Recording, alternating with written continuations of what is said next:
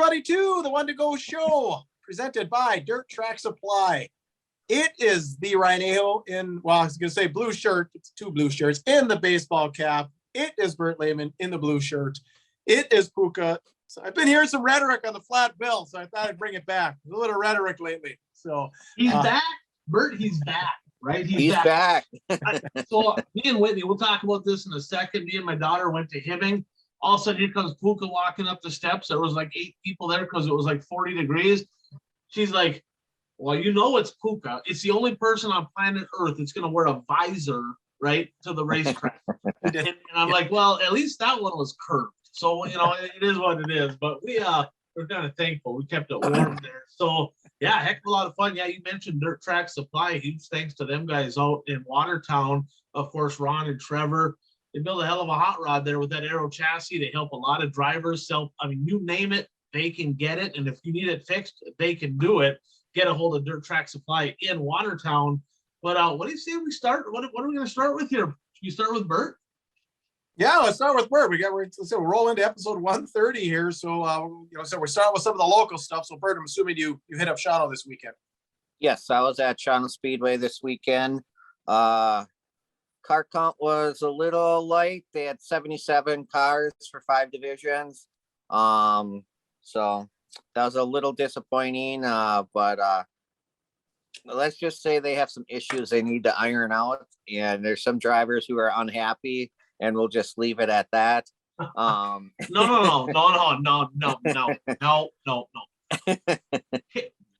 You may proceed. Well, let's hear it. What happened? Well, from previous weeks, there's a few drivers who are unhappy about some of the calls that have been made. Calls were made against them when they feel it wasn't their fault. So they lost a few drivers. You're making shit up. Racers do not get upset. And but it was still pretty good racing. It was a little cold though there. It was all right through the first part of the race, and then the wind picked up for the features, blowing directly into the grandstand. So it got a little cold then. But there were around 18 late models there. Justin Ritchie was there in the 70 car. That's because Plymouth did not have late models Saturday night. At Plymouth, the Tizo's All-Star Circuit of Champions versus bumper to bumper IRA sprint cars event took place. So Plymouth is really sprint cars are popular at Plymouth, so they usually do pretty well when they have their sprint car specials. And now the All-Star Circuit, that's the one that Tony Stewart owns, I do believe. So I mean, it's these aren't your backwoods drivers showing up the race. These are some pretty good racers. But Bill Baylog won the sprint car feature at Plymouth, and he's kind of a local guy. He's won several IRA championships, so he's raced at Plymouth plenty of times before. So his knowledge of the track definitely helped him, I would assume, win the race. And then as far as Shawano, Brett Swedberg made it 2 weeks in a row, winning the late model feature there. With roughly 2 to 3 laps to go, he passed Todd Frank for the lead, only to have the caution come out. And then they went back to the last completed lap. So Todd Frank was back in the lead. Brett started on the inside right behind, and then Gunnar Frank started on the outside of the second row. So you had father-son there near the top. And on the restart, Gunnar actually made a move for first place. And I don't know if Todd was trying to came too preoccupied with that, but he pushed up really bad and cornered and went from front to the back, and then eventually pulled into the pits. And Swedberg won the race then. Yeah, there was a little bit of that, making some mistakes after taking the lead on some of the races I saw. But the races must have been good, Bert. I was looking at my race pass, and it looks like pretty much the only person that won from further ahead of the fourth row was Swedberg, and he started 6th. Everybody else looks like they went from 7th, 8th, or 9th in all the other classes. So the track must have been pretty good. Yeah, the track, this is going to sound weird. It didn't look good. It didn't look like it was going to be real racy, but there's actually quite a bit of passing. And one thing for the late models, well, actually the other divisions too, I would assume, this was week 4 now of the season. So now for the feature lineups, you go with the three-week point average. So the guys who are doing well, they're going to be starting a little further back. They're not going to be starting on the front row or, on the second row. Right. Where was Nick Anveling? I am not sure where he was. He had posted on Facebook in the middle of the week last week that they weren't racing that weekend, and his next race would be the Dirt Kings race this coming Friday in Seymour. Okay. I gotcha. Well, so pretty good racing. Light car. Was it cold as heck over there too on Saturday? It was cold, especially when the wind picked up. Right before intermission, the wind picked up, and it's like I gotta go to my car, get my stocking cap, get a jacket. Was the wind going from the north or was it coming from the south? I don't know. It was blowing into the grandstand. I don't know my directions. Really windy over there because the Packers blow. So, all right, too soon for that. So, Puka and well, actually, Joe Reuter, he had his late model out there for the first time this year, and he works for the Green Bay Packers. So, yeah, you're tying into some racing thing here. I was segueing in, right? Absolutely, that's what we do here on the One to Go show. I mean, we know that for sure. So speaking of that, Puka, we went over to the Hibbing Raceway, and I'll be honest with you. So literally an hour or so before the races, I saw a post on Facebook from Jay Kittner. The 24J will not be at the Hibbing Raceway tonight. And a couple people ribbed him a little bit, but Jay's not young. He's like my age or probably older than me. And I'll be honest with you, it was cold. So I would not have wanted to go to the Hibbing Raceway if it weren't for you having a booth. So I feel his pain. And so the racing was good, though. I'll be honest. I mean, the car counts were okay, light in a couple classes. But overall, I thought they put on a pretty good program. The track was pretty racy, multiple lanes. They got it done in under 3 hours, so I was impressed by that. But what stuck out to you over at the Hibbing Raceway this weekend? Well, I'm just, happy they got it in. Happy, at least for us as a fan. I mean, the crowd was light. So, I mean, I hope everything worked out for them. I just kept thinking, during the day they were going to cancel. I mean, everyone knew the forecast. It was cold. It was as advertised. Let's put it that way. The weatherman was correct.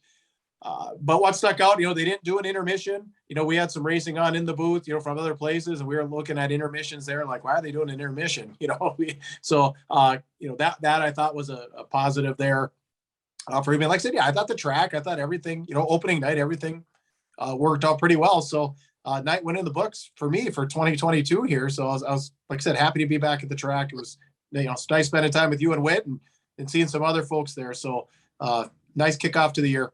Yeah, I thought it was good. And just a couple quick shout outs, and then we'll talk a little bit more about one of these guys in a little bit. But the late model feature, Rick Nemi, ultra impressive in his SSR, parked it in Victory Lane. Johnny Broking, who has not got a win. That might have been his first night out maybe this year. I don't know if he had raced yet, but he come from 7th on a pretty top dominant 1 and 2 track. He was on the bottom and killed him by a straightaway. Andy Labarge, after a couple of years off, he put the 79A in Victory Lane in the super stock. And then no surprise. And in the pure stocks, your reigning national champ, Chad Finkbone, of course, got it done there.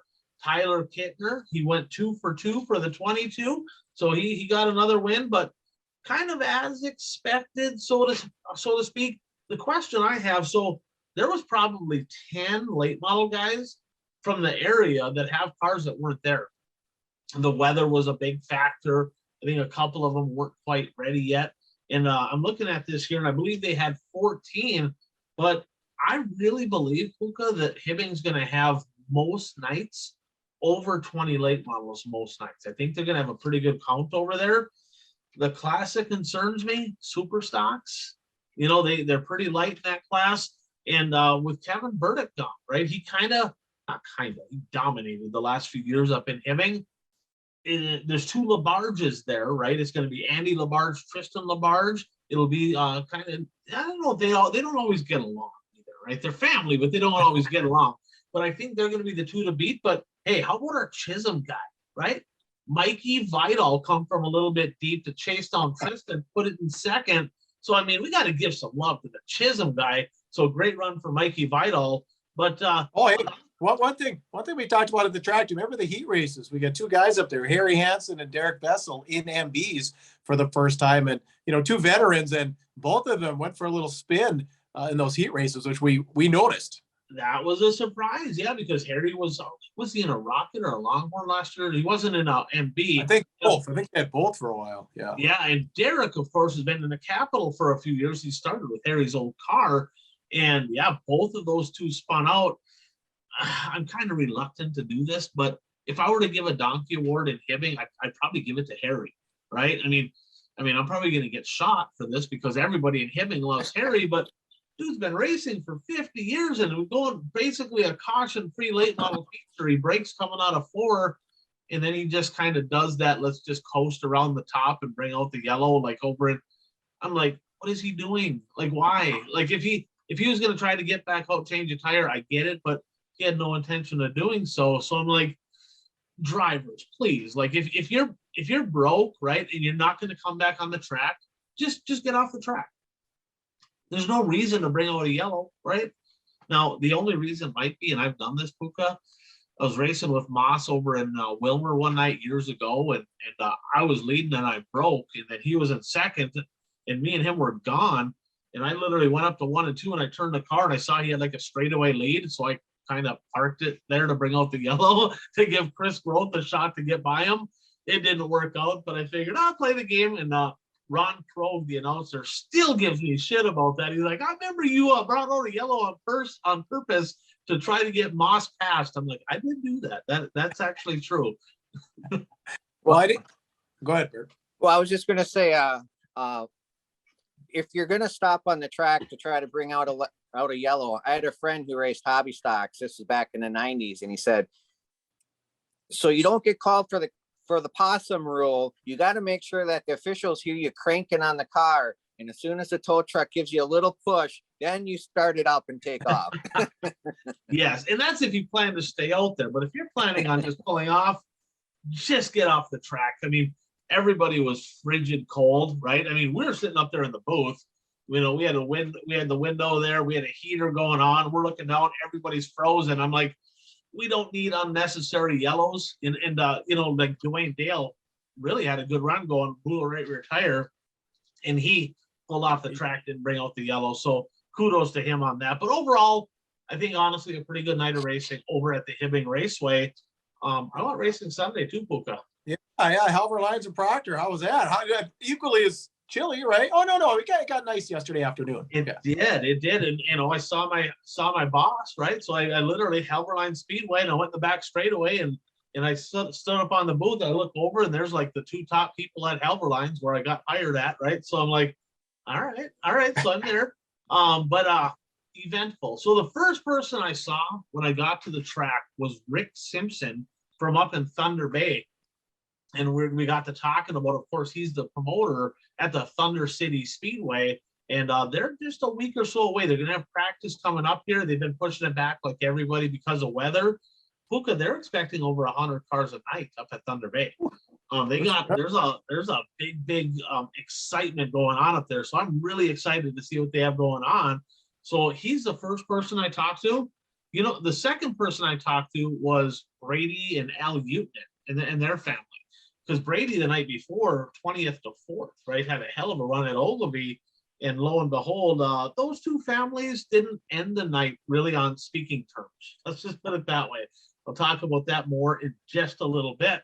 But Kevin Burdick, he parked in Victory Lane. We'll talk about that in just a moment. Brandon Kopp, who I told him before the races, I'm like, you're going to finally freaking win one? And he did. He parked in the winner's circle in the modified. Jack Rebord, who we talked about a couple weeks ago, fourth generation racer, second place finish. You know, I'm light car count, but G.O.A.T Belfi got third. So, I mean, if you get second as a rookie, beat G.O.A.T Belfi, obviously you're fast. Belfi, a little bit of drama there, guys, after the heat race. I don't know what was going on. Proctor, it's like everybody was a little feisty. I'm not sure what was going on. But after the heat race, him and Jeffrey Leon Jr. got into it. So little bit of what happened at the start of the heat. Belfi went up to pass a guy. I think it was at 212. Well, he wasn't quite clear of Jeffrey Leon, so he kind of squeezed him a little bit. He got into him, but it wasn't, I don't think it was much, right? Let's just be honest. We've seen some heavy contact, and that wasn't it. And Leon pulled up next to him after the race and revved it up and made sure that he knew that he was pissed at him. And coming off of 1 and 2 going to the pits, G.O.A.T Belfi kind of blazed his tires a little bit. Yeah, I mean, it was basically to kind of let him know that I was not happy with you being unhappy, so I'm going to kind of maybe spray you a little bit. Well, needless to say, Leon pulls up in front of him, gets out of the car, gets up in his face. No punches thrown, but very verbal, very heated. Officials got over there, and they politely said, Jeffrey, you can't be getting out of the car and approaching people there. Had to park it for the night. And I don't know if you guys remember, but at the 100 last year, he got sent home from the Wasota 100 for an unsportsmanlike. So he's got to watch. He's on a year probation right now. So it'd be very, very easy for him to get the boot. And hey, I've been there, right? I've been there. I've been that hothead myself. So I'm not calling anybody out for that. But when you got, when you're on the chopping block and you're on probation, you got to watch your P's and Q's, or they're going to boot you out. It just is what it is. And I hope he learned from that, and I just hope he can kind of calm down, because he's starting to come into his own. I've seen him run pretty good, but yeah, I don't know. Now Proctor, another thing, guys, talking about spin outs here, right? I mean, all the races, it was crazy, and we're going to talk a little bit more in depth about this in a second. Terrence Spacek has been unbelievably bolted, and I'm excited to hear that he's going to run Grand Rapids quite a bit, and he's going to in the super stock. So we're wondering who's going to be the guy to beat Grand Rapids in the super stock. It's going to be Terrence Spacek on the night he's there, right? So he's going to run up there. Sounds like he's going to run 4 nights a week as long as he can. He said, I'm going to try to have a little something for that 7A, and he's been really quick. But he was leading the feature, gone. It was over. Spun out coming out of 4. Done. Nick Oreskovich got the win in that one. Midwest Mods, Cody Carlson got the win after some drama that we'll touch a little bit more on in just a little bit. We talked about Brandon Kopp, but overall some pretty decent racing. Got a little bit choppy, a little bit of character. One thing that stuck out to me, how many range cars do you think were at Proctor? Not many, 8. 5. Ooh. There used to be over 5 supers that just went from the range down there. Yeah, there was Andy Labarge, Tyler Kittner, and Travis Tupa in the Midwest Mods, Derek Vessel, and then Justin Barsness in the Hornets. That's it. So there wasn't many. And as light as the car count was, what's concerning to me, guys, the crowd, we thought the crowd was bad in Hibbing. I bet there wasn't 250 people at Proctor, and it was nicer. I mean, it was empty. So very concerned about that. So that's a little bit, we got a couple things. I'm going to go into a little bit more depth here, because I know there's a few people wondering what the heck happened in Proctor. You're going to find out in just a second. Puka, what do you say we get to the top 5 moments of this week? Brought to you, of course, by our friend Brad Parson. And so for racers, by racers, if you're a farmer, you're probably getting stuff in the fields already, but it's agriculture, so you're always doing stuff. Get a hold of Brad and his team, right?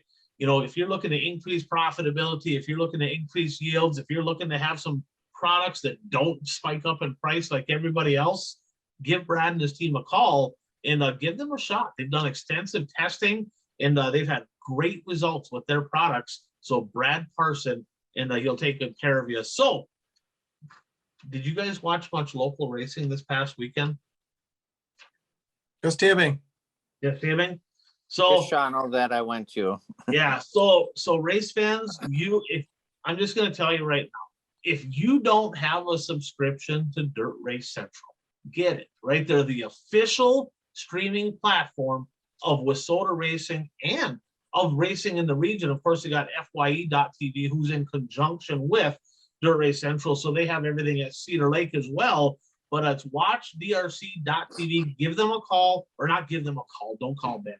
But jump on there, get yourself a subscription. And they got so much footage on there. I mean, you might not watch it live, but you can for sure watch the replay. So number 5, guys, Cedar Lake Speedway. There was some good racing to be had, but the number 5 moment of the week, the Midwest Mod feature, was unbelievable. It was mayhem. It was like a complete train wreck at the beginning. It was exciting at the end. I mean, it was a little bit of everything. So on the initial start of the race, everybody was mad because they started 29 cars. I just don't get it. I don't get it, right? It's like, what? I mean, we don't need to do that. Have a B main. We don't need 29 cars. Well, on the start of the race, third row outside starter, Nick G.O.A.T, broke something coming out of turn 4 on the start. As you know, everybody is pinned coming out of turn 4 to start the feature, right? The Talladega wreck happened. It was complete mayhem. Jason Schill, who has back-to-back wins at Cedar Lake in the 11X, tore the rear end right out of the car. I mean, it was just a traffic jam off of turn 4.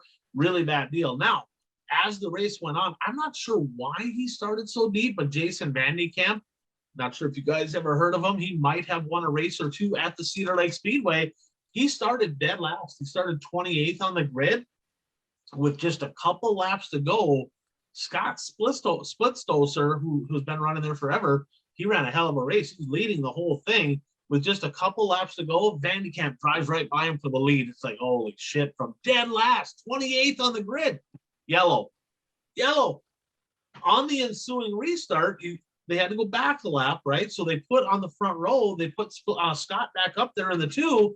Vandekamp takes the outside, JD Ford in the 343, who incidentally, no love lost between him and Vandy. They don't like each other. Okay, let's just say that. Well, they start side by side on the restart. I'm not sure what happened there, but Splitstoser kind of split up the track.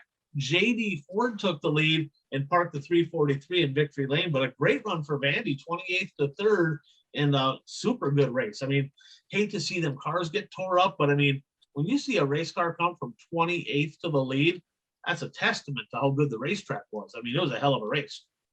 Number 4, I know you guys watched the World of Outlaws, right? Got it. Bert, right? Not just not. Even if late models or sprints. Late models.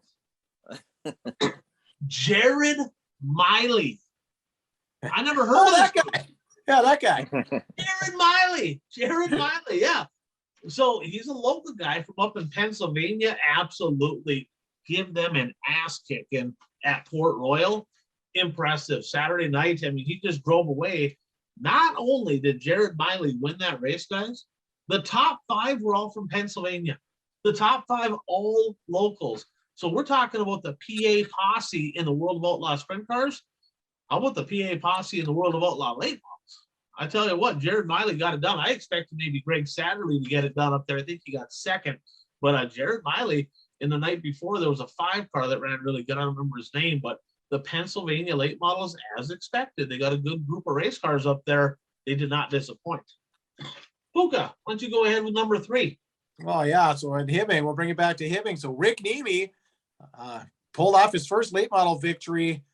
Not only did he pull it off in dominating fashion, but the aforementioned Harry Hansen caution with, I don't know what, 3-4 to go. So he had to survive the late race caution too, but still no challengers, pulled right away. So congratulations, Rick. I know it was a real popular win. And I think I did see something on Facebook yesterday. You know, he said, I wanted to let it all soak in, and I'm ready to finally post something with, in the AM. So congrats. That was great. Absolutely. Sharp looking car. First ever career win in a late model. 4th win of anything, right? He has 3 wins in a modified, 4th win. And let's be honest, we've been going to the races for a long time. The Nemi name at the Hibbing Raceway, I mean, it's been around for a long time. And to see another Nemi just running really well, parking in victory lane, I don't think that's going to be his last one. He looked really, really good. So, and that was an SSR, by the way. That wasn't a Rocket, a Longhorn, but SSR, who just came on the scene last year with late models. Jesse Glenn's got one coming out. It'll be interesting to see how that goes. At number 2, another local late model guy, your 2019 Wasota Superstock champion, Kevin Burdick, his first career win last night at the Helverline Speedway from 7th, right? So he won the late model feature from 7th. Remember, he got second his first night out at Fergus. So, I mean, he's going to be on. He's going to win races. He broke the night before, but watching that race, he's not afraid to chuck a little elbow there a little bit. He's like, I'm trying to stay off people. God, Derek's going to be mad at me. So, Derek, he's sorry.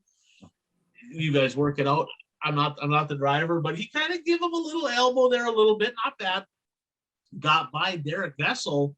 Literally drove by him, comes into 1 and 2 and pushes like a road grader, right? Vessel gets right back by him. And I'm thinking, all right, well, this one's over. Second's still a good run, whatever. Derek Vessel, remember he spun out in Hibbing in the heat? Spun out again. Leading. Holy. Yeah, spun out leading the feature. I'm like, Derek. That don't happen with Derek Vessel very often, right? And of course, Burdick capitalized, and there was a late caution, and he just drove away from the field. Danny Vane got second. So tip of the cap, congratulations, Kevin Burdick. I promise you, he's going to win a whole lot more races. He's got that MV's a very fast race car. And at number 1, we're going to stick with the Helverline Speedway in Proctor. Mayhem at the Helverline's opener. Hot shoe Brady Utanen might be sitting out for a little while. So Midwest Mod feature. Okay, remember, and I talked about him at the end of the year. This kid is talented. He's going to be a very, very good race car driver. 20th to 4th at Ogilvy the night before. He got the lead in the Midwest Mod feature. It was over. I mean, he was driving away. Yellow comes out, right? It's like no big deal. He's just going to get right back on it, drive away again. On a restart, David Simpson from up in Thunder Bay went to chuck a slider. I'm going to play the footage here. You know, it is what there was contact. There was contact. He chucked a slider, probably pushed a little bit, but they got together. Brady got turned around, got collected, wrecked. He was wrecked, bunch of cars out. McLean Andrews tore the shit out of his car. And as you can imagine, Brady Utanen, not happy, right? And so I'll play the footage here for people to see. And I've had all kinds of people message, right? And I'm going to go, you just look at it for yourself. You make your own decision, because if you're a Simpson fan, you're like, well, why didn't Utanen hit the brakes? If you're a Utanen fan, he's like, well, he clearly didn't clear the slide job, right? You guys decide. Now, with that said, let's just be honest. When you're leading and something happens and you get wrecked, you're not happy, right? You're not happy. Hookah, what's the one thing you learned in sports? If somebody chops you in the ankle, who's usually going to get the penalty? The retaliator. The retaliator, correct. Well, I'm standing on top of the fast lane truck, right? And I'm watching, and here comes Brady Utanen, left his car out on the track, and he's just storming down to the pits, right? Threw back to his hauler, and you just looked and you're like, he's not happy. This is going to be bad. I literally didn't see what I wasn't down there, but needless to say, when David Simpson got back in the pits, mayhem broke out. There was literally punches thrown and cops called, and I mean, it was like a full out Donnybrook, right? Well, you can't do that. You can't do that. It's like, I mean, he's a hockey player, right? So he's feisty. I mean, hockey players fight. Sounds like he might be getting a 30-day Wasota suspension. That's not good. Mod Nationals coming up, all these specials. That'll cost them any chance at any track championships. I've been there. I lost a track championship in Hibbing and threw a lineup board at an official, right? I mean, we're all hotheads. We all, it just is what it is, all right? So, I mean, I get it. I mean, I'm not, but God dang it. When I talked to the officials, I don't know if he's getting suspended because of the fight or the fact that he didn't do it out on the front straightaway where people could see it, more entertaining. I'm not really sure. But he's a hockey. I think Utanen was a hockey player, wasn't he? Over in Superior, I'm pretty sure. There you go. Yeah. Well, and then you got David Simpson, right? He's from Canada, so obviously they're boxers and hockey players, and He's not a small guy either. I don't know who would win that fight, right? I don't know, but it sucks because Brady Uteman, very talented race car driver, and if he has to sit out for a month, that's just not a good deal. But yeah, looks like he's going to get a little vacation, guys. Just a rough deal all around. Go from like for sure going to win the race to wrecking to tearing stuff up to getting a fight to getting suspended. That's one of those deals where bad to worst to worst to worst. So mayhem over at the Proctor Speedway. So with that said, a lot of other racing went on here this last weekend. And I know that you guys said you didn't really get to a lot. And we're not doing the power ranking show. We're going to kind of tie that in starting next week. I'm going to kind of, I don't know if we'll do a top 10 in every class. We'll have a 4-hour show. We ain't going to do that. But we're going to somehow tie in a power rankings. But I'll quickly kind of go through some of the events, some of the high points of what happened in this past week of racing regionally. North Central Speedway, guys, Brainerd, Minnesota. They had the Ron Johnson Memorial Superstock Invitational, 1,001 to win. Of course, that's Tim Johnson's dad, who lost his life a couple years ago. Tim Johnson's no slouch, right? He started on the pole, right? Dave Moss is there. Tim Johnson is like, he jumped out to the early lead, coming off of turn 4 and squared up the track. I mean, he didn't clip it. He just squared it up, rolled the nose underneath. It's like, that's a tough break because, I mean, obviously that's a race that he wanted to win, right? The memorial race for his dad. So I kind of feel for him, but you don't see somebody square up the tire like that, and he's got to be bumming. Dave Moss parked it in Victory Lane over at the North Central Speedway. Ogilvie, Minnesota, I was talking to Pete, and it's like, you know, hey, they're gonna have a good mod count. Hibbing had more mods than Ogilvie. Just saying. I was surprised because I'm thinking Hibbing's gonna have 8-9 mods. They had 16, right? And a little bit of what happened over there. Zach Benson, he parked the 17 in the winner's circle. First of the year, just absolutely killed him in the Midwest mod. Jake Smith, the guy that we've been talking about, you know, his dad Bob. Good run for him, 9th to 2nd. And of course, we mentioned Uteman, 20th to 4th. Shane Sobraski, I don't know if he's going to lose a race in Super. I mean, it's not even close. It's like, here's Shane Sobraski in the Super, and here's everybody else. It ain't close, right? He just killed them. The mod, not so much. So if I said Shane Sobraski started on the pole next to Andy Jones, Parker Anderson and Eric Lamb, row 2, Jeremy Nelson in the 06, and Peyton Hansen, row 3, how much would you say Shane Sobraski probably win by? He got 4th. Really? I don't know. Like, he needs to get back in the hot Harlow car or something. You know, instead of going all the way to Pennsylvania for these lethals, stay local. Jay McDonald builds a hell of a race car. They're fast. Just get back in that car. It's definitely quicker. I don't know what the deal is. Disappointed. I'm not sure what to think about that. Jeff Ekdahl had a very good run, got 2nd behind Pagonis in the street stock event. Cedar Lake Speedway, of course, we talked about the Midwest Mod. Late model feature was good. I mean, let's face it, guys. Would you agree that late model racing regionally on a weekly basis, Cedar Lake's still the bar, right? I mean, that just is what it is. Hell of a race. If you haven't watched that one, jump on and watch it. Pat Dorr jumped out to the early lead, and it was like the Cedar Lake of old, right? It had the nice cushion on the high side in 1 and 2. You could kind of go wherever in 3 and 4. The bottom was a little bit better. I don't know what he was thinking. Dorr went to the middle in 1 and 2. What?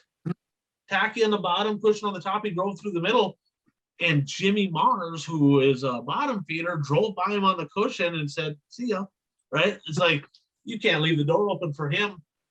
Dorr got 3rd. Daryl Nelson had a hell of a run. He was running around the bottom, and he actually kind of swapped the lead with Jimmy Mars. Really good race with the late models over at the Cedar Lake Speedway. The super stocks, if I said this, little cushion on the top, Jesse Radetsky got the lead, probably over, right? Same thing happened. Jesse Radetsky's leading. He left the top open. Jesse, you're a cushion pusher. Come on, man. You're killing me. You're killing me. He's a cushion guy. He loves a cushion. He left the top open. Dan Nisalki drove by him. If that's not, I don't get it, right? Dan Nisalki is not a cushion pusher. Dan Nisalki is a dry, slick, smooth through the middle, and he drove on the cowboy up cushion around Radetsky to win. Jesse's he's probably a little bit bitter about that. He probably figured there ain't no way Nisalki's going to the high side. kind of like Days of Thunder. Boy got the balls to go to the outside. Well, Nissulke did, and he got it done. First ever win for him at Cedar Lake. And in the modifieds, pretty good race there. Corey Nader got it done in the 55. Jimmy Mars was in his mod. He got third, and Ashley Anderson fourth. Williams got second. He had a pretty good run in the W car. Kind of came out of nowhere. Kind of a surprise deal for him to finish ahead of Mars and ahead of Ashley Anderson. Rice Lake Speedway. Remember the first 2 weeks in the modifieds? Rookies won, right? Hunter Anderson, who is the brother of Parker Anderson, both of them in a street stock last year, both of them jumped into a mod. He led the lion's share of it, and it wasn't until late in the race that, no surprise, Buzzy Adams found a way to get it done, but he had to work for it. I mean, he was literally one spot away from having it be 3 weeks in a row at the Rice Lake Speedway, where the modified feature winner was a rookie. So kind of a crazy deal over there. And then looking at this here, Mike Anderson was in a 13. I'm not sure what that was all about. He got third. Terrence Spacek, who we talked about, he got his third of the year. So congratulations to him. And my buddy Cole Richards, the Richards family down there, Tommy Richards, Bud Richards, all them, big, huge family of racing. Cole Richards got his first of the year in the street stock division. Now, the high flying half mile, Viking Speedway, Alexandria, Minnesota. The Midwest Modified. I don't like time limits, but my God, like I just like kick them off the track or something. That was like, I mean, you can't have, I don't know how long it took, but it felt like it was like 7 hours. I'm not really sure. It was like the Midwest Mod feature went on and on. It was just terrible, right? So that was absolutely horrible. But Travis Sauer found a way to get it done, snuck by Brendan Blasick, who's been pretty quick himself. In the street stock division, Ryan Satter, no stranger to victory lane over there. Super stocks, Matt Miller in the dirt dueler from, of course, Les Duelman builds them dirt duelers. He came from the 4th row, guys, and drove by everybody to park in victory lane. You know, the one to go show car, Jeff Krause. Couldn't finish a heat, couldn't finish a feature. I don't, it's probably the red. I don't know. Got to get rid of it. Got it. He went from last to first in the heat quickly, broke something in the front suspension, broke something again in the feature. Looks like he's going to have a fast hot rod. He's probably going to start on the pole next week. But the modified feature, guys, Talladega. When you wreck on a half mile, you wreck. So if you haven't seen this yet, I'm going to post it here. On the ensuing start of the race, second row was TPO. Because they had it was $1,250 to win. They had a little extra money on the line. Tyler Peterson is second inside. Danny Meyer second outside. They come off the start. You make the call, right? Again, it depends who you're a fan of, who you're going to blame it on. I mean, I've had everybody. Oh, did you see what Meyer did? Oh, did you see what TPO did? I'm like, you just watch it. You make your own decision. Okay. But needless to say, they got together. They got a little crossed up. They come back up the track. They shoot into the wall, and everybody piled up getting into turn 1. Dan Ebert was out. It sounds like it destroyed Josh Tennis's lethal car. Remember a couple of years ago that modified started on fire over in Viking Speedway, that Todd Berg? He got his car. He rolled over in that deal. So a bunch of wreck stuff. But at the end of it, it was a pretty good race. Side by side, Joe Thomas. Of course, Corky Thomas family, right? Joe Thomas in the 7T, he got it done holding off a hard charge in Dusty Bitson. So a good battle. They were side by side for many laps. Good racing service over in Alexandria. Deer Creek Speedway, well, no surprise here. Third of the year for my pick to win the Wissota Street Stock National title, Braden Brower. He got another win. And Nick Kaler, this is a guy from Bloomer, Wisconsin in the Midwest Mod, guys. Third of the year for him, third straight win. So keep an eye on Nick Kaler in the Midwest Mods. In the mod field over there, guys, of course, they're USRA, like a USMTS race, right? Dustin Sorensen. They had Brandon Davis, Lucas Schott, Jeremy Nelson, Rodney Sanders, Jake Tim, Jim Chisholm. It's like a who's who of racing in the modified division down there. Good stuff. Granite City Speedway on Sunday, guys. I don't know what to say, but they ain't getting any cars, right? 54 cars in 6 classes. Are they doing late models again? No, like 4 times. Rough car count. 6 modifieds, 9 supers. I hope they get more cars. And they'll keep in mind the guy that got second in the mods, Ward Emery from up in Winnipeg. He ain't gonna run there weekly, right? So say it was a Shane Sabraski show. He won the mod and the super. Jake Smith, we've been talking about him. He parked it in Victory Lane.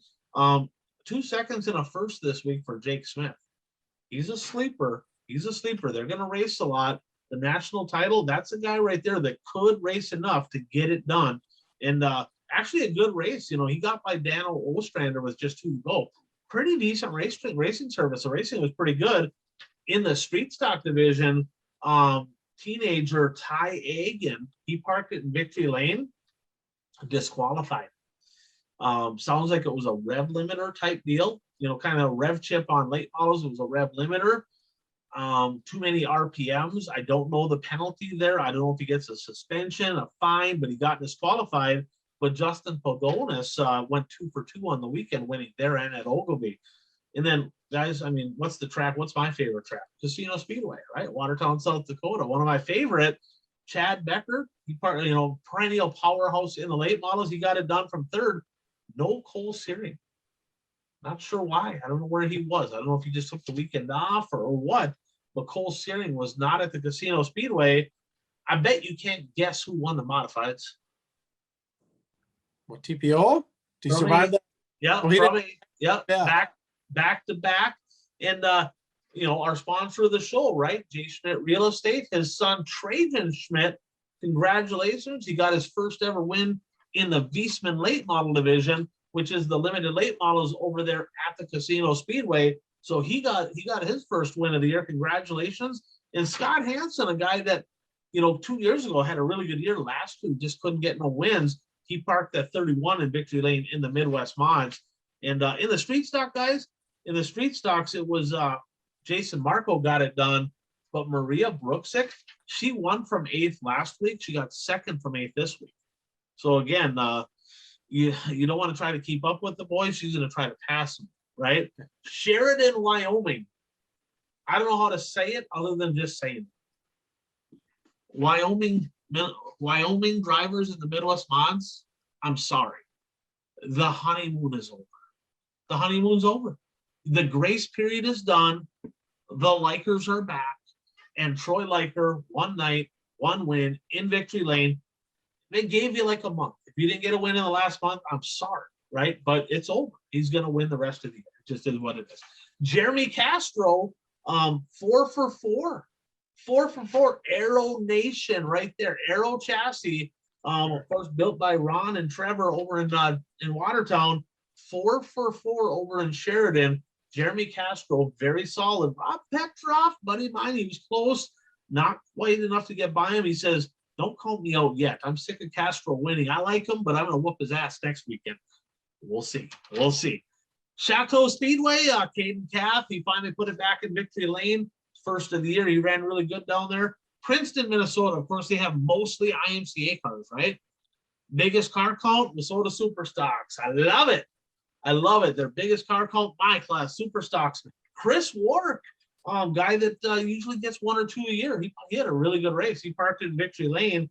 They had a big wreck in the first corner, too. I think the pole sitter spun out, tore some stuff up. Oreskovich got 2nd, so a good weekend for him. And then they had Tri-State Late Model Series guys over at Rock Rapids, Iowa, Rapid Speedway.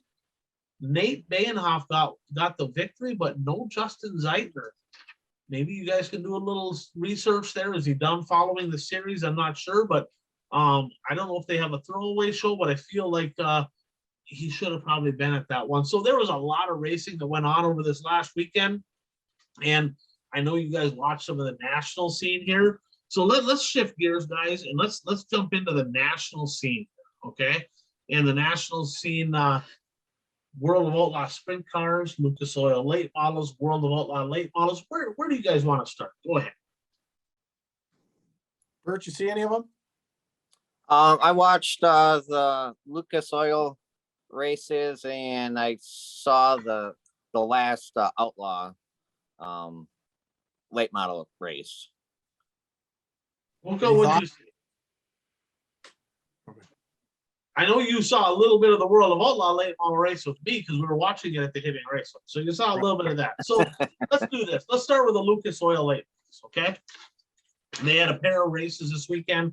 Of course, Friday, they were at the 300 Raceway in Farley, Iowa.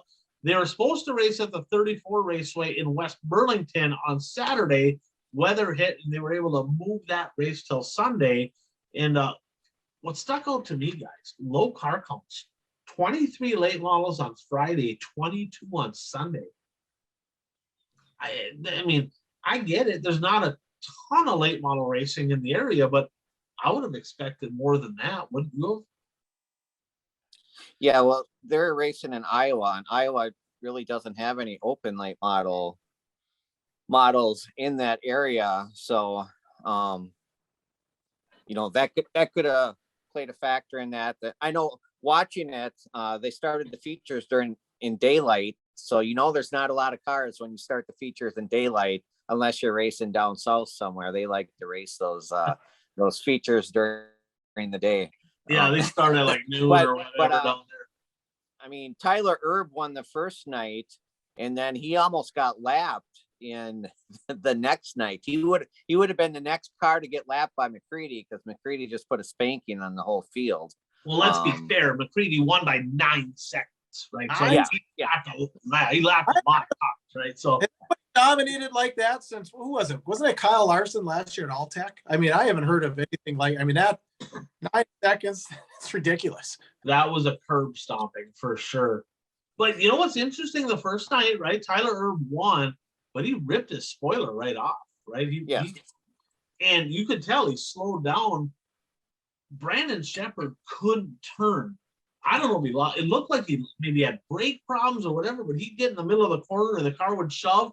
And he had to been sitting there going, he has no spoiler, like, just please get my car to turn. And and there was a late yellow. I don't remember who that was for. And he was just getting to the inside of him where it looked like he was going to take the lead. Yellow comes out. Turbo was able to kind of change his groove a little bit after that caution. And Shepherd never got another good run at him. On pretty okay race. It wasn't spectacular, but it was okay.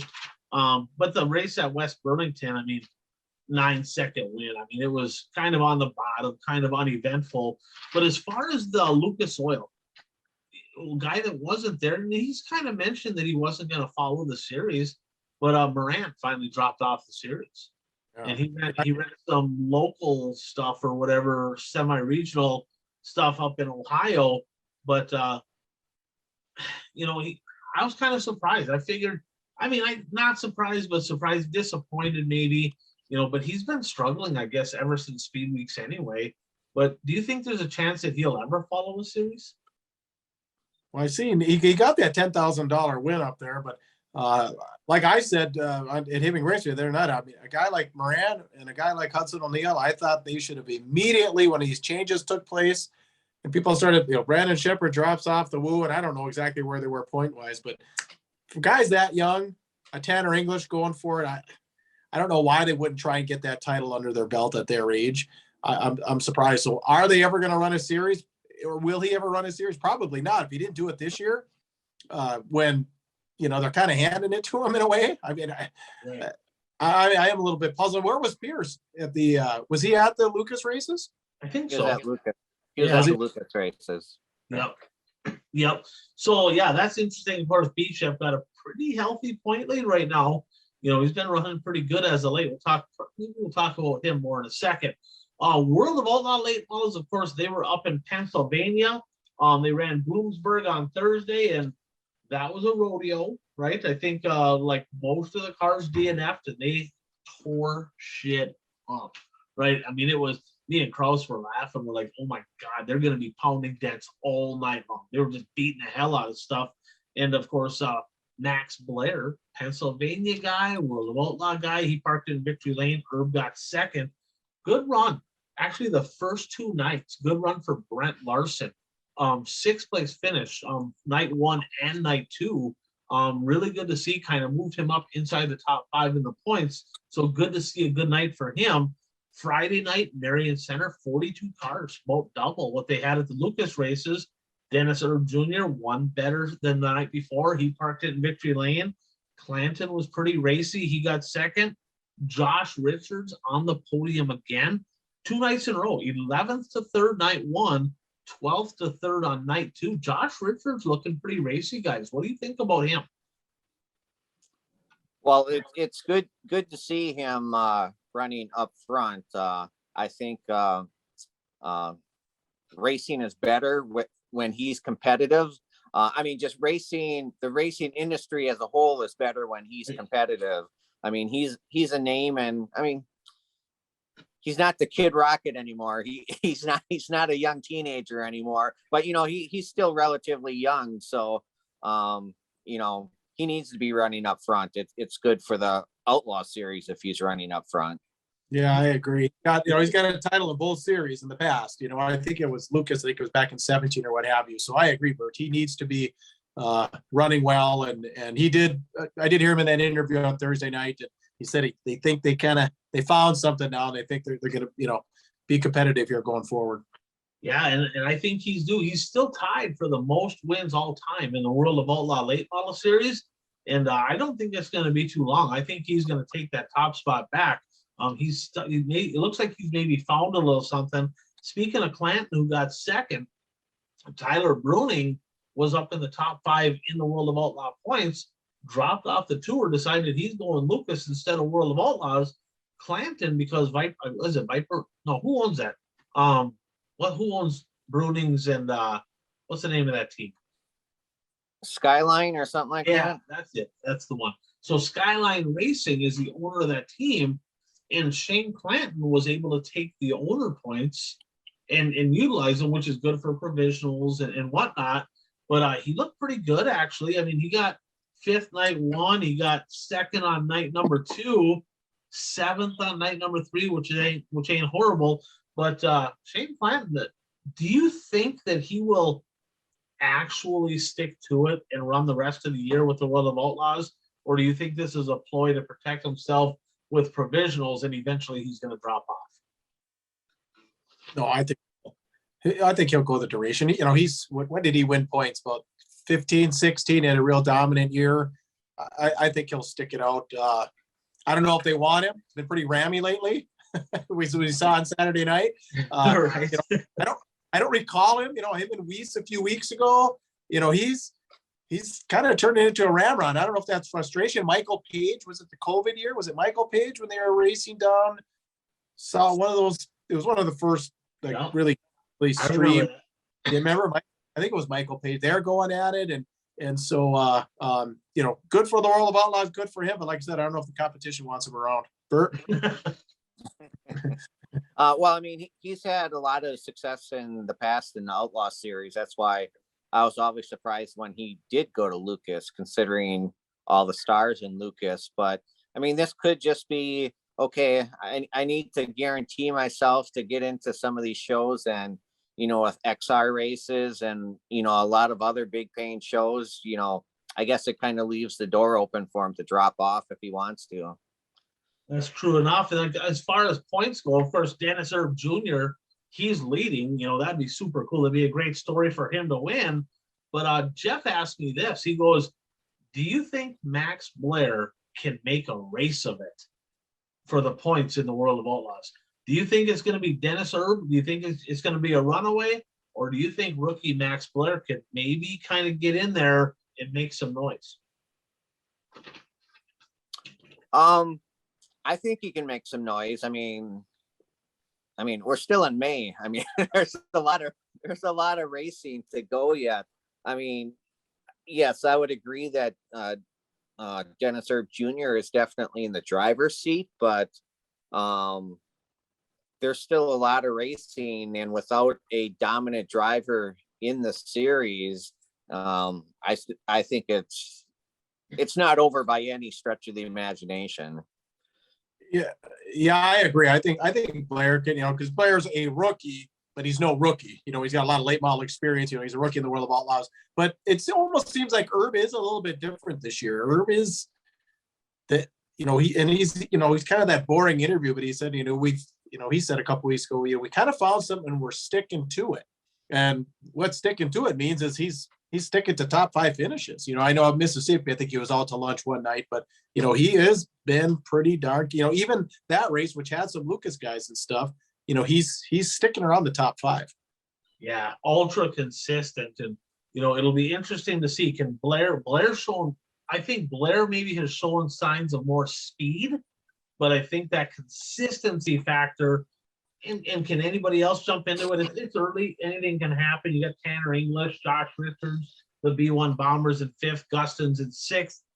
I think it's kind of a 2-man race right now for the championship between Herb and of course Max Blair. But I mean, we all want to see it close at the end of the year. That's what we want. We want it to get excited. So I'm hoping that he can do that. So let's shift over to the World of Outlaw Sprint Cars. And Tuesday, well, go ahead, Bert. What do you got? Before we leave the late models, I just since this happened so early, we forget that we didn't talk about it last week. But I want to talk a little bit about the Marshalltown race. I had never seen a race at Marshalltown. That's actually a pretty cool track. And I mean, Ryan, you can maybe expand on this as a racer, but to me, turns 1 and 2, you can't tell where the edge of the track is. There's no wall, and there's really nothing to look for looking for your marks. Right. And that looks like a very treacherous corner when you're running the high side. Yeah, you got to have some vision and some feel in that behind of yours, because you kind of feel that little bit of something up on the high side. I've seen some really good racing there. Even before this past weekend, I was over at my buddy John Tardy's house, and we were kind of flipping through, and Marshalltown popped up. It's like, well, it's on Flow. We'll watch that. It was good racing. You know, it's a hell of a good racetrack. That's a place that I'd like to get to. Another example, right, of streaming, you know, kind of opening our eyes to another racetrack. But you're right. I mean, those tracks that are kind of darker clay like that with no wall, for me, it was really hard to tell like the difference between like grip, dry, slime. I'll give you an example of that. I went out to the Red River Valley Speedway in Fargo, North Dakota, when it was the big half mile, right? I had never raced there before. One time, I think, and but it'd been so long. And I was running an affordable chassis, and John Hinkemeyer, he was a really good racer, and so was his brother Joe. But John said, hey, here's the deal. When those guys lift getting into turn 1, just drive it in there like 2-3 car lengths further. It'll stick. You'll drive right by it. I'm like, okay, I can do that. I go out there in hot laps, and I'm kind of feeling the track. It's a little bit greasy, but it felt okay, right?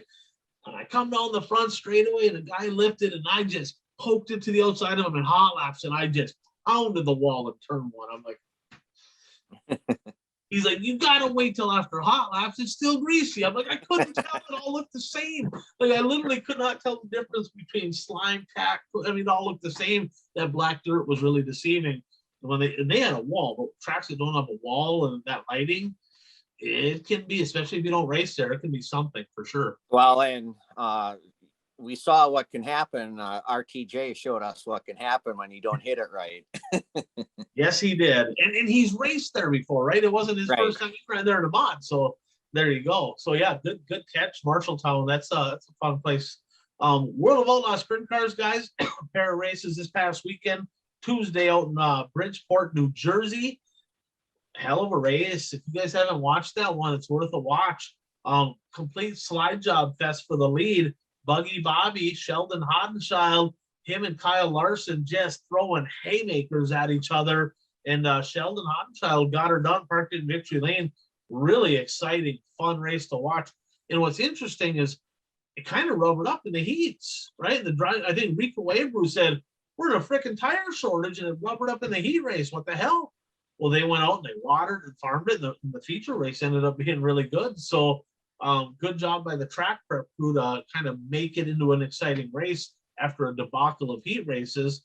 And then Attica on Friday, Kyle Larson, 1 spot better. He parked in victory lane. Carson Macedo, 2nd. Now, the points battle, guys, in the World of Outlaws, no surprise, right? The blue and yellow car, my colors. Brad Sweet is leading the points, but get this, there is 1, 2, 3, 4, there's 5 drivers. The top 5 are separated by less than 92 points. So It's tight. That's kind of what I like to see. I like to see tight battles like that. The thing that shocks me, though, is that Brad Sweet is leading the points. I mean, he is not getting the victories like he has in years past, but I guess he's finishing up far enough in the front to be enough times to be leading the points. Yeah, if Macedo would have got DQ'd that night, he'd be the leader. But yeah, he just need a couple more pounds of weight. Yeah, if you that right there alone, I mean, he might not be running good, but he's making weight when he crosses the scales. That helps. I mean, let's think about it, right? So Macedo's second in points. Looking at this, he's 38 points back. Okay, this is a tight points battle. There's nobody really seeming to be in a runaway. I get it. It's early in the year. It's only May, right? Goes through November. Will that 38? I don't know how many points it was. He's 38 back. Will that amount of points that he lost, because he got second that night, will that amount of points be a factor at the end of the year? Certainly could. I mean, I know they race a lot. Well, of course, it depends how many times you get rained out too. I think this is Macedo's first crack at being a full-time outlaw, isn't it? I believe this is his first year. So, as a rookie like that, I don't think you could be giving away 38 points or whatever it was. Whatever the number was. Well, yeah, I think it's going to be a factor. I think it's going to be a factor starting now because he's going to be chasing those points all season. And you don't know what that does to a driver's mind when, every week you look at the point standings and you think to yourself, well, if I wouldn't have been light, I would have been here. So right. I think it's going to be on his mind the entire season. That's going to be something. Let's keep track of that, right? Let's first of all, we got to figure out how many points he lost out on that night. And we just need to write that down somewhere because, I mean, it's close. Like I said, there's nobody in a runaway. There's no like driver that's just dominating. It is what it is. I mean, there's like 5-6 drivers that are like in the hunt. I mean, we're talking a lot of money between first and second, even second and third. That one situation, and that was the night where I think it was the track or something happened. There was a reason why everybody's low on fuel. If you remember, Jacob Allen ran out of fuel leading, right? So it'll be interesting. That's going to be one to keep an eye on right there if that bites him at the end. Now, let's jump into, guys, a blast to the past, of course, brought to you by Impact Health Sharing. So folks, if you're listening to the show, if you or anybody you know is paying too much for healthcare, or if you know somebody that is paying too much for healthcare, or if you just don't have health insurance because you can't afford it, shoot me a text, shoot me a message. I'll get you a quote. We'll see if we can maybe help you out. If you go to any doctor, there's no in-network. Been able to save people literally thousands of dollars a year on health insurance costs. So help me help you, Impact Health Sharing. So episode 130, guys. Do either one of you have a 130? And then we're going to jump on to number 30. So Jeff, our late model expert, he kind of came to the plate here. Number 130, Chase Osterhoff. He was at East Bay and at Volusia this year. 19-year-old kid from Kankakee, Illinois, mostly runs in the crate late model division, but also in the open lates, runs a lot at Farmer City, has an open late model win at Farmer City this year. So the 130 of Chase Osterhoff, a guy to keep an eye on over in Illinois, could be one of the next guys moving up and kind of making some noise. They got a great contingent of late models in Illinois. Could he be the next one? That'll be interesting to see. So number 30, Bert, let's go ahead and start with you. Who do you got? I have a few from Eastern Wisconsin. First, I'll start with IMCA modified driver, Wade Schutt. He raced IMCA modifieds in Northeast Wisconsin in the 1990s, and he is a former track champion in the division at Shawano Speedway. So he is the first driver that I have with the number 30. And then for the other two, I'm going to go back in time a little bit more than that. First one, I'm pretty sure he raced the number 30. He's more well known for racing a 36, but I'm pretty sure he raced for a car owner at one time, and he raced the number 30, and that would be J.J. Smith. He was one of the top. He's a multi-time late model track champion at Shawano Speedway. After racing on the dirt in the 1980s, he switched to asphalt and raced at Wisconsin International Raceway in the asphalt division. Joe Vertigan wrote a book about J.J. Smith and Roger Regas. So if you're looking for more information about J.J. Smith, check out the book that Joe Vertigan wrote. And the last one I have, you guys will probably be a little surprised. Driver dear to my heart, MJ McBride did race a number 30 at one point during his career. Wow. Okay. Well, do you have any information on that number 30? I don't know a lot about when he raced the 30. I do have a picture of the car though, so I will email that to you, and you can put that on the podcast. That's the thing that's interesting about MJ is he raced a variety of different numbers during his career. There's a few more numbers coming up yet that he raced. Interesting. So he's a legend. So if any of you folks from Eastern Wisconsin have some information on that, go ahead, post in the comments. We'd love to hear it.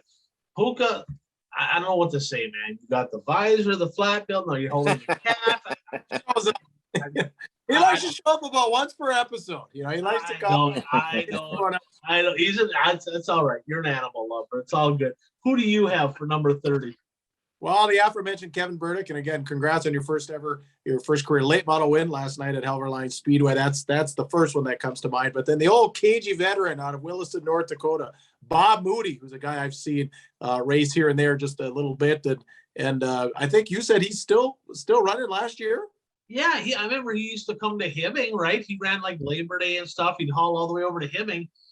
78 years young, still getting after it. He ran 4 nights in the late model division last year. I know he a couple shows in Montana, a couple shows over in Underwood. But there's a name that I was surprised to see his name in the results. I'm like, you kidding me? This guy's still racing? Maybe it's a kid. Nope, 78 years old. It's the Bob Moody. That was pretty cool. Very cool. You got any more? 30s, who you got? Well, speaking of Kevin Burdick, right? He's been on it. 35 feature wins last year, national champion, lots of big races, moving up to the late models. He's going to win races. He just flat out is going to win races. And I remember back his dad raced a hobby stock, big old Bolt Impala, back when they were like, it took the whole corner to get them things to turn. But Randy Burdick kind of got Kevin started.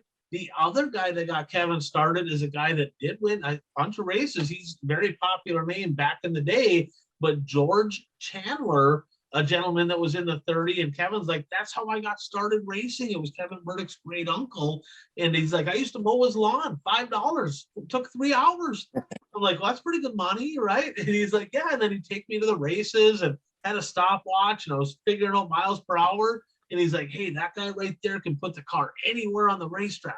He's like, you know who that was? And I'm like, no. He goes, well, that was you. I'm like, that's pretty cool. I like the guy even more already, right? So that's pretty cool. George Chandler, and of course the Burdick family, Kevin Burdick. He's a hell of a start. 2nd place finish at Fergus, 1st place at Proctor. He's going to win races, guys. Now, another super stock guy. Now, we all remember Rick Combs, right? He won in about everything. His brother, a little bit on the crazier side, right? But Scott Combs, ultra talented race car driver. I remember he ran the red and white super stock. I don't know the guy's name, but Spanky is the guy that owned the car. But Scott Combs, a guy that actually won he was very, very competitive on a very low budget for a number of years in the super stock division at Centuria and at the Cedar Lake Speedway. Another one I have here, super stock guy, Hibbing, Minnesota. Turbine chassis, won races. He was actually pretty formidable for a number of years. Boy. Oh, you can't remember that one. Hibbing, I'm supposed to remember this blue car. Todd Lopak. Oh, yes, from Buell. So, Todd Lopak, he hasn't raced for a few years. Haven't seen him for a while, but he ran, them turbine chassis that Mark Tremberth built in Hibbing. there was a lot of really fast cars. They were all like, I never had one because every one of them was my rival. I probably should have had one. I might have even won more races because he built really good stuff. But Todd Lopak was a guy. And I remember a night I got a flat tire with like maybe 8-9 laps to go in Hibbing. And I came from dead last, and this is back when there was more than 8 cars, just pointing that out, right? And I came from dead last up to third, and I come into the last corner, and I don't remember the details of who hit who or whatever, but him and Sam Skolsky were side by side for the lead. They got together, shoved up the track. I drove by him on the bottom, and I won from dead last. And I'm like, thanks, Todd Lopak. Appreciate it. I don't know who caused it, but I was pretty happy about that. And then I have one more number 30, but it's a conglomerate of drivers. Of course, the late Jerry Amundsen. They've been very heavily involved with racing, particularly like at the Rice Lake Speedway. He was number 30, but they had the Dirty 30 modified for a number of years. And drivers like Eric Pember, Pat Dorr won a pile of races. The B1 bomber, Brent Larson, was in the 30. If I'm not mistaken, the Dirty 30s out there in a Midwest mod, and I believe Joey Jensen is running the 30 now in a Midwest mod division. So the Amundsen family, they've been very, very a huge part of racing, and they've had a lot of drivers in that 30 car. So with that said, guys, any closing thoughts, any more number 30s that pop to mind? Well, let's jump into the next segment here. All right, so who's hot and who's not? Puka, brought to you by? Yeah, our friends at Blue Line Brews. So your little coffee action right here for you. Ryan's got his mug. So, you kind of know the drill here. 10% of profits back to law enforcement, injured, fallen. K-Cups are in. There's a promo code going on right now, bluelinebrews.com. You type in save15 at checkout, save you 15%. So, if you haven't given them a try yet, which one's a stakeout, justice, detective special, and of course you got all the different varieties in the K-Cups. So bluelinebrews.com. And also you can look for this label. These are in some stores in northern Wisconsin now, the Bemidji area, the Twin Ports, the Iron Range. So look for the label, and you can find these in some select stores now too, up in northern Minnesota and northern Wisconsin. So bluelinebrews.com. Bert, who's hot? Even though he didn't get a victory, I mean, we talked about him already this show, and we've talked about him a lot when he's not running well. But he had 2 podium finishes this past weekend. We got to give some credit to Josh Richards. Absolutely. He's on the rise, right? He's trending up, as Puka would say. Puka, who do you got? Who's hot? Well, Tyler Kittner, 2 for 2 now. Don't expect anything lots. I expect him to stay hot, as the year progresses here. How about you? Yep, absolutely. So I got a couple people. We talked about a rocket. Let's go to a different rocket, Brandon Shepard. He didn't get a win this weekend either, but a pair of seconds. Guys, in his last 7 races, 1/5, that's his worst finish in the last 7, 1 win and 5 seconds, 4 straight seconds for Rocket 1. So Brandon Shepard is hot on a local level. In the super stock division, Shane Zabrowski, 3 for 3 on the year. I don't know, man. I really don't know if he will lose this year. I mean, I really don't. I mean, like, he is that much faster than every other super stock in Wissota. Right now, I'm going to kind of mark him as virtually unbeatable in that affordable 7A. Jeremy Castro, 4 for 4 at Sheridan. We got to give him some love too in that Aero chassis. He's red hot as well. Bert, who's not? This one's a little personal to me because I picked him for 2 races because he's racing in his home area. Greg Satterley let me down the first 2 nights that I picked him. Started near the front, I believe, both nights, and went back, just fell back. And then the one night I didn't pick him, then he finished the second. So I'm going to Greg Satterley. Everybody else did. I'm just saying. Hey, you're the only one that did. You're the problem here. It's your fault. Greg Satterley, Bert Lehman. His spelling is right here. Bertlehman. It's just the last night I picked the driver that led the most laps. He didn't get the win though. I picked Eckert. I expected with Satterley had a rough couple first nights, but yeah, he was good the last night there. Puka, who's not? I was wondering if Satterley was even there those first couple nights, but you know, a guy that deserves a win, and I hate to say he's not, but he's not. It's Ryan Gustin. You know, we saw him on Tuesday night at the Flow race. You know, talking about a guy that led the most laps and then breaks, and then you know, our buddy Donnie Schatz. I don't know what to say. I mean, his chances at a title are at this point not even June 1st. He's toast. You know, he's yeah. So he hang around like 8th place, I believe, in the points, but just colder than ice. How about you, Ryan? Well, I'm going to go with Derek Vessel. I'm a big Derek Vessel fan. I like Derek Vessel. I don't remember the last time I've seen him spin out 2 nights in a row. I think he brought out 2 cautions in Proctor, I think. Didn't finish regardless. Showing some signs of speed, right? I mean, the car looks pretty fast. He's going to be fine. But Derek Vessel spinning out 2 nights in a row. Yeah, Stephanie, get him a Band-Aid. You know, we'll teach you where to kind of apply that so that don't happen again. Derek, I'm giving you some love. I expect to see you in Victory Lane this coming weekend. So get it together. Now, as far as the sure bets, guys, our sure bets of the week, and of course, my lock of the week, our lock of the week, our sure bet is always Real Estate by Jay Schmidt out in Watertown, South Dakota. 21 years of business and growing. Huge racing family. Of course, his kid, another shout out to him winning a feature here this last weekend. His dad been running in the top 5 a couple nights here in the street stock. He's still getting after it. But if you need real estate, land, commercial, residential in the Watertown area, give him a call. The sure bet, your lock is Real Estate by Jay Schmidt. So, Bert, what is your lock of the week for this coming week? My lock of the week is Bishop is going to come up short the first 2 nights at Wheatland, but takes home the big prize on the 3rd night. Okay.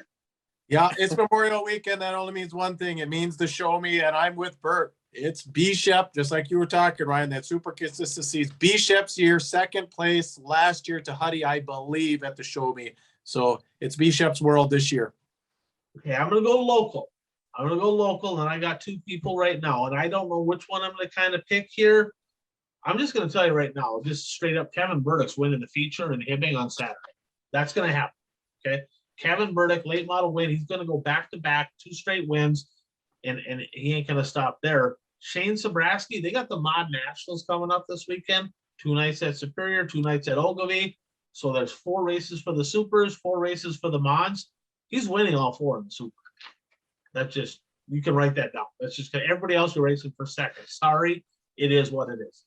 Just is what it is. Shane Sobraski is going to dominate for sure in the super stocks, and he'll probably win at least 1 in the mod too. So let's jump into the last lap. And of course, Puka, the last lap brought to you by our friends over at Zuli's Race Engines. Did they have any winners this weekend? They did. Jeff Nowak is 2nd of the year. He won over at the Tomahawk Speedway. And of course, the Tomahawk Speedway went back to Wissota for the street stock division this year. So he got another win. Justin Pagonis, Pogo Chicken, a pair of wins. He won at Ogilvie and at the Granite City Motor Park. And just another shout out over to the Steffes Street Stock Tour. Zuli Race Engines, the official hard charger sponsor for the Steffes Street Stock Tour, and their season getting underway this coming season. And those guys do a lot for racing. And just jump onto their Facebook page. If you can't beat them, join them. And I promise you this, they're going to have wins every single week. Why not be one of them? Give Zuli Race Engines a call. So what do you guys have? Let me ask you this. Did you guys watch any NASCAR? I watched some of it, yes.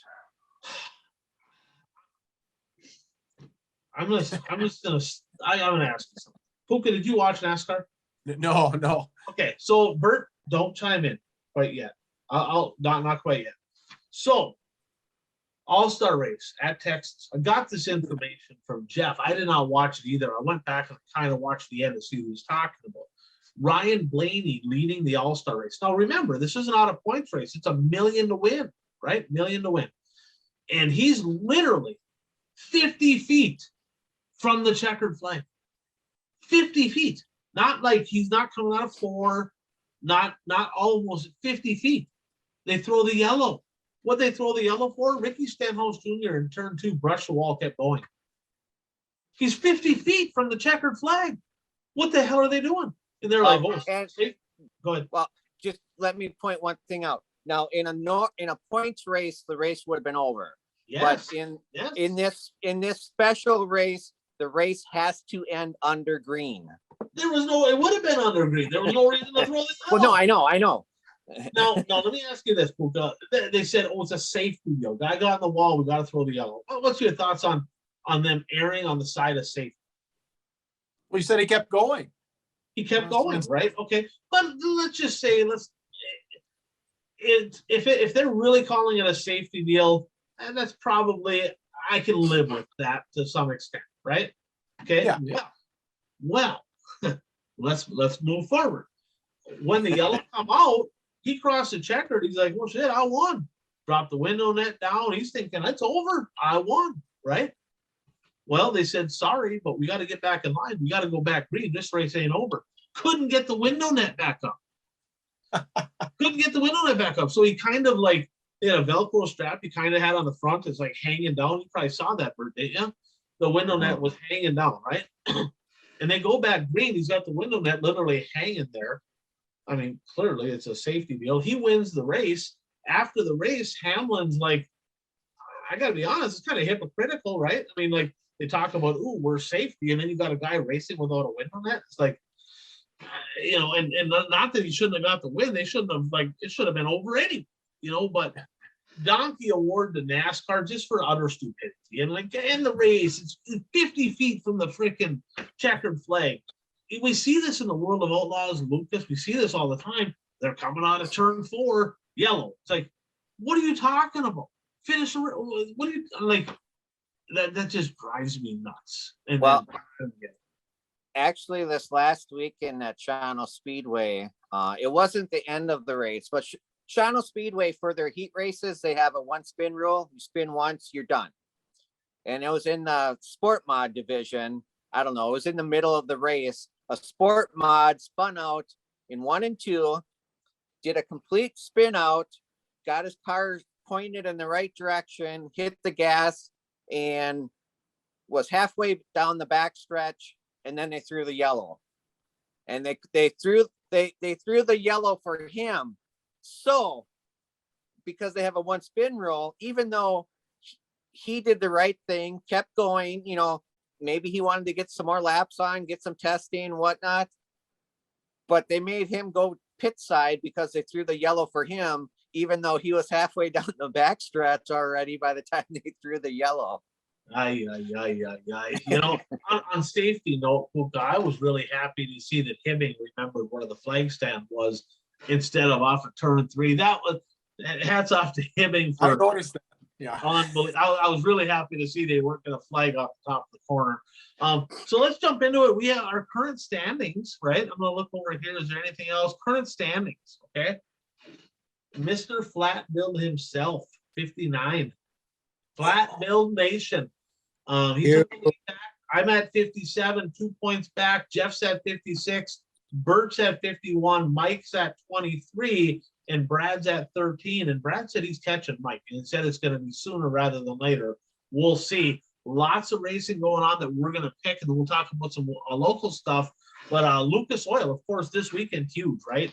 They have the Show Me 100, but it's a 3-night event. So Lucas Oil Speedway's got 3 shows. World of Outlaw late models Friday and Saturday up at Sharon Speedway. World of Outlaw sprint cars at Atomic and at Lawrenceburg. And then the US MTS Modifieds back in action. 4 races for the US MTS Modifieds. But there's a lot of stuff going on. Them are the ones that we're picking because it's more of the national scene. But let me ask you this. Is there anything in particular that you guys are looking forward to this coming Memorial Day weekend? Well, for me, Memorial Day weekend is also is always a special race weekend because you have the Indy nationally, you have the Indy 500, and I don't know what it's called now, but it was always the Coca-Cola 600 in NASCAR. You know, they start racing in the daytime and it's nighttime by the time they're done. So Memorial Day weekend is always special for racing, but I'm looking forward to the Dirt Kings race at Seymour this coming Friday night. And the late models usually put on a really good show at Seymour, so I'm looking forward to that. They do, and that one's going to be, I believe, on XR. That'll be streamed, I believe, isn't it? I mean, they're supposed to be streamed on XR, so hopefully this one is. Now, we had the Wilmot race. We were wondering about that race because that wasn't listed on XR. I had read it was going to be shown tape delayed. So I think that was a Wilmot thing where they don't allow live streams, but they'll broadcast it later. Okay, are you going to go to that? Are you going to go to Shauna? Are you going racing this weekend? What are your yeah, I'm actually planning to go to Seymour on Friday and Shauna on Saturday. So this will be my first doubleheader in person weekend. Full analysis from V. Bert Lehman. I'm looking forward to it. And I'm kind of hoping Taylor Scheffler's there because he's really good at it. So we'll find out. Nick Anblink is leading the points. Puka, what are your weekend plans? What are you looking forward to this weekend? Well, plans are being Hibbing on Saturday, but you know, the Show Me is the big one. Now, I'd like the Show Me a little bit more. I never saw it. This was, you know, reading Checkered Flag Racing News and all back when it was in West Plains, the Show Me State, Missouri, you know, but bringing that to the current facility, you know, the Lucas Oil Speedway, obviously the lights, the stands, the cameras, the action. I mean, it's you know, you know, like Bert had kind of brought up some NASCAR stuff a couple of weeks ago, which I thought was some astute analysis about cookie cutter tracks and all that. But, you know, it looks like the right place to have a Carl Jewell event, and it is a good place, but there was something that had that dirt track racing feel more so when it was down in West Plains. But I still like the event. Memorial weekend means a Show Me 100. But, you know, I plan on being in Hibbing with the kids on Saturday night. How about you? Awesome. And that's a beautiful facility down in Wheatland. I mean, it is unbelievable. So there's a lot of racing going on this weekend. So I'm going to touch on some of the special events going on regionally. We talked about the national ones. Bert touched on the Dirt Kings. But the Steffa Street Stock Tour getting underway this weekend. So Street Stock fans, Friday night, I-94 Sure Step Speedway in Fergus Falls. Saturday and Sunday, the Viking Speedway, the High Flying Half Mile. They have their double header every Memorial Day weekend. So great action, but great street stock action. All of that on Dirt Race Central. The Bemidji Speedway, they're opening up this weekend with the 5th annual Chicken Shack Nationals in the Jack Sparby Memorial, a double header Sunday and Monday. And I think they're going to get a pretty good turnout, Puka. Do you think they can get 100+ cars in Bemidji this weekend? Oh, yeah. They got that big, huge contingent of those. Well, they got a lot of different classes. Don't they have the rear wheel drive? They got 8 classes, so it's right up your alley. I'm surprised you're not heading there. But they have a lot of, you're right, they have a lot of grassroots stuff, right? They got mini stocks and Hornets and pure stocks and Mod 4s, and you know, then they got the Northern Renegades there. So they have a lot of grassroots type racing, which is probably good. They just have a different model, but a good culture over in Northwest Minnesota. The ABC Raceway this weekend, they got the Farm Stock Special, $2,500 to win for the mods, $1,800 to win for the Midwest mods, $1,200 to win for the supers. Not sure how I feel about Midwest mods getting paid more than supers. I'm a little stung by that, but they do a great job over at the ABC Raceway in Ashland, kind of going head to head with the Mod Nationals. They had a good turnout last year, but that'll be an interesting one. Rice Lake Speedway, guys, I got a question for you here. They got a double header this weekend at Rice Lake, okay? All right, night number 1 is Saturday night. They got the IRA Sprint Cars, okay? Night number 2, they have the Trackside Collectibles 40, which I believe Sam Mars won that last year. I think that was his first late model win. I don't want to dog the Rice Lake Speedway because I like the people that run the place, okay? But for the last few years, it's been locked down, rubber, dust bolt, right? Can they pull this off? Can they make, when you got the IRA sprint cars one night and the late models the next night, can they pull this off without it locking down? What do you think? No, no, that's the reputation there, unfortunately, that they've had for the last 3-4 years. Do they add clay? I remember in the 90s it They was need fantastic. to. Yeah. You know, Bert, what do you think? Yes or no? Is Well, it going I to mean, lock down? I'm not real familiar with the track. I mean, if they have a history of locking down, that's not a good sign when you have the sprint cars Right. one night and then late models the next night. I mean, I hope they have a plan for working up the track and getting it into racing condition. The best race I've seen at Rice Lake in a number of years is the night it rained, right? It rained the night before, it rained during the day. Buzzy Adams won the Maynard Memorial over there, and it was kind of a hammer down, and it was traction. Earlier in the year, they had some rain, and it was kind of choppy. Remember the good race with Mater and Dorr and Massengill and Bessel? They all battled for the lead in that one. The place has the capabilities of putting on a good race. If you're a Rice Lake fan, if you go there, my challenge from Ryan Aho to the Rice Lake Speedway, water the track enough to make it entertaining for everybody. They can do it. I hope they do. Now, the Big Sky Speedway out in Billings, Montana, the Jared Krenelka Memorial, $2,500 to win, $10,000 purse for the Wissota Street Stocks.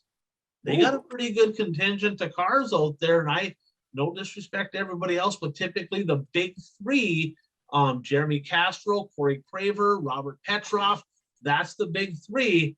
Petroff, you put your money where your mouth is. You said you're going to get it done. This is the one that you win. My challenge to Petroff, I want to see that $2,500 paycheck in your pocket. Okay. Fiesta City Speedway in Montevideo, guys, $1,000 to win modified race on Friday night. I hope they promote it. I hope with the money they're putting out there that they get a good car count. They've been struggling with car count over at Fiesta City. Modified guys, if you're in that area, get over there, support that deal. $1,000 to win, go get some money. Don Eichens won that race last year.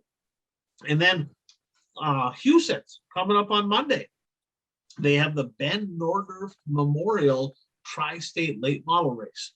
$5,000 to win, $500 to start for the Tri-State Late Models. It was a pretty good show last year, pretty entertaining. Over and under, guys. You think they'll get 35 late models for that deal on Monday? I'll go over. Isn't that the one that Glenn's and Giassi showed up for last year? Yep. I'll go over. Over? Over. I'll go under just to be different. Yeah, kind of an asshole. I hope they go over. I mean, they're putting that kind of money on the line. It's sprint car country in that area. Hopefully the late models can put on a good show. And then of course the big one in the area, guys, and the one I'm gonna go Thursday night, then I'm going back home. But the big one in the area, the Mod Nationals coming up Thursday, Friday, double header at the Gondikla Speedway, Mods, Supers, Midwest Mods, Piers and Hornets. And then they go to Ogilvie Saturday and Sunday, and it's the same classes. I believe maybe they have another one added in there, but 4 nights of racing. They got I guess it starts with the Wisconsin Mod Nationals, then Minnesota Mod Nationals, usually a good turnout. It'll be interesting to see who gets more between them and Ashland. And then I'm going Thursday. I'm going to go over to the Gondikla Speedway. I'm in town, then I'm heading back to Illinois. And on Saturday, Sycamore Speedway opens up. So I'm going to go help my buddy Dave Dulciak, who won the championship last year, new car this year. We're going to see if we can get the bugs worked out of it. He did not have it quite ready for practice, but he ended the season with the win. Like to see him start the season with the win, and I'd like to see him defend that track championship. So any closing thoughts there, guys, on episode number 130? I just want to make a mention that the first issue of Full Throttle magazine is out this week. Here's a copy of the cover, and so that's what I've been working on at nights for the last like a week ago. So it's out there. Did you do that for Keith? You got a sprint car. You're a late model guy. You got a sprint car on the cover. That was for Keith, right? Yep, just for him. Hey, I do have one more thing. Our late model expert Jeff, his daughter Helen, Calumet High School, Upper Peninsula of Michigan, high school valedictorian. So that's pretty cool. I think she gets that from mom. Not sure, but hey, that's pretty cool though. Congratulations to my buddy Jeff. Him and his wife Gina did it right. Their daughter Helen, valedictorian. That's pretty cool to see. Hookah, any closing thoughts on your part? I guess maybe I should wish my my daughter turned 15 last week and went to a dance last week. Dad got stuck with the dinner bell and a dress. So, but happy birthday to my Ginger. Well, it was it was Brad's birthday yesterday, right? Brad and he does our pickums with it. So happy birthday to Brad as well. So I tell you what, Puka, great to have you back. Always fun talking racing. Lots of action this weekend. Fans, get out to the track. I like to watch racing online. I do. I like to watch racing, but it was super cool being at the races this past weekend, visiting with friends, the culture, and just being there. It's supposed to be a little warmer this weekend. Get to the track, and they need the fans. Bring somebody. I challenge you. I did. I brought my buddy Brian, who's in the class with me over here at Helver Lines. I brought him over to the track. So do yourself a favor, do racing a favor. Don't just go to the track. Bring somebody with you. Puka, take us home. All right. Yeah. Thanks everybody for joining us in episode 130. I want to thank all of our partners, of course, Dirt Track Supply, Brad Parsons, Soil and Ag Solutions, J. Schmidt Real Estate, Julie's Race Engines, Impact Health Sharing, and of course, Blue Line Brews. The One to Go Show at gmail.com. You can get a hold of us there. You can find us on TikTok, Snapchat, Facebook, YouTube, and podcast, of course. And like I said, happy Memorial Weekend, everybody. God bless the troops. And of course, as always, get out there and be your dream, your tune too. Oh, and swag too. Swag. So get hold of me, Ryan or Bert, if you want some swag. Get out there and be your dream. Your tune to the One to Go Show.